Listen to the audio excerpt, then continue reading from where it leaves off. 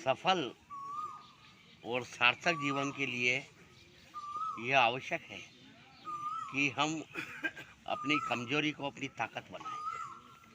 और हमारी कमजोरी हमारी ताकत कैसे बन सकती है, इसका मार्गदर्शन हमें हमारे गुरु करते हैं। सप्ताह में जैसे 7 दिन होते हैं, उसमें आज जैसे गुरुवार है तो एक दिन गुरु जी का भी होता है। तो गुरु जो है वो जीवन की दिशा परिवर्तित कर देता है और हमारे जीवन को परिष्कृत कर देता है। एक 18-20 साल का नौजवान जिसका बायां हाथ नहीं था, विकलांग था, वह एक गुरु के सामने जाकर के खड़ा हुआ। गुरु ने पूछा कि बोलो, क्या मैं आपसे एक उम्मीद लेके आया हूँ कि आप अखाड़े के उस्ताद हो, मुझे आपसे कुश्ती सीखना है। तो गुरु ने कहा कि कुश्ती, अरे तुम्हारा तो एक हाथ ही नहीं है, तुम क्या कुश्ती लड़ोगे। तो उसने कहा कि मैं जब स्कूल में पढ़ता हूँ तो सब बच्चे मेरी हंसी उड़ाते हैं, मुझे टुंगा कहते हैं, मेरा उपवास करते हैं, तो मैं किसी की दया पे जीवित नहीं रहना चाहता। मैं कुश्ती सीख करके शक्तिशाली बनना चाहता हूँ, मेरे विरोधियों का जवाब देना चाहता हूँ, अपनी रक्षा करना चाहता हूँ, अपने परिवार की रक्षा करना चाहता हूँ, इसलिए मुझे आप कुश्ती सिखाइए। तो देखा, तेरे को मेरे पास में किसने भेजा?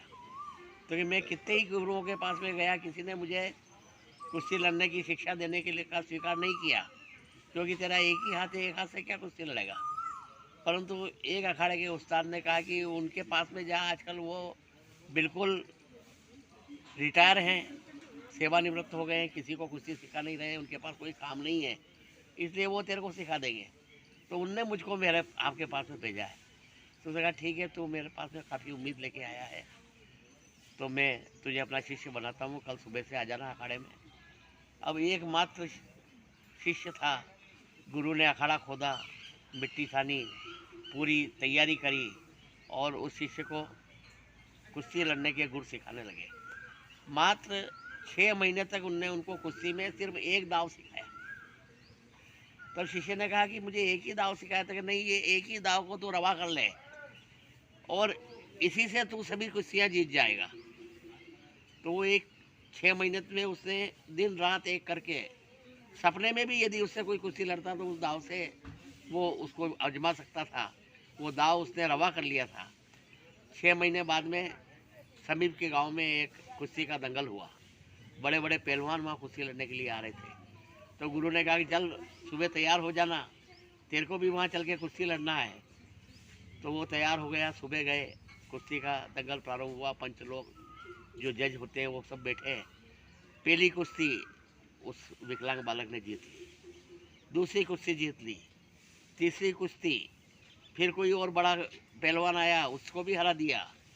करते करते वो अंत में 2 पहलवान ही बच गए और वो एक पहलवान जो बचा था वो उसका शिष्य था जिसने उसको उनके पास में सीखने के लिए भेजा था। अब वो हष्टपुष्ट पहलवान था, इतना बड़ा था, कई कुश्तियाँ जीत चुका था और ये 9 सीखा था। तो पंचों ने कहा कि कुश्ती समानता के आधार पे होती है और मानवता के आधार पे होती है। एक 9 सीखिया पहलवान और एक मजा हुआ पहलवान ये आपस में कुश्ती लड़े, ये उचित नहीं है। इसलिए पुरस्कार की राशि दोनों में बराबर बराबर बांट दी जाए और दंगल को ही समाप्त किया जाए। तब उस पहलवान ने कहा कि नहीं, मैं कोई भीख में तमगा नहीं लेना चाहता हूँ, मैं तो कुश्ती लड़के जीत कर लूँगा। और 9 सखिया था, उसने भी कहा कि मैं भी अपने श्रम और परिश्रम के और मेरी प्रतिभा के आधार पर जीतूँगा, मुझे भी कोई तमगा भीख में नहीं चाहिए।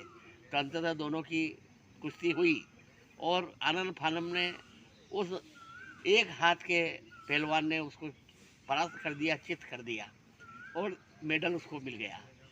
जैसे ही उसे मेडल मिला, तमगा मिला, उसने गुरु के चरणों में रख दिया कि ये आपका ही शिक्षा का प्रभाव है कि मैंने सभी कुश्तियाँ जीत ली, मुझे तमगा मिला और मैं विजयी घोषित हो गया हूँ। पर मुझे एक बात समझ में नहीं आई, गुरुजी आप बताइए कि मैं ये कुश्ती कैसे जीता? कि मैंने तेरे को एक ही दाव सिखाया था और उस दाव को तेने रवा कर लिया, उस दाव से तेने सभी पहलवानों को परास्त कर दिया। पर हर जो दाव होता है उस दाव का एक तोड़ होता है और जो उस तोड़ को अजमाता है वही सामने वाले को हरा सकता है। पर जो तेरे को मैंने दाव सिखाया था उसका कोई तोड़ किसी के पास में नहीं था।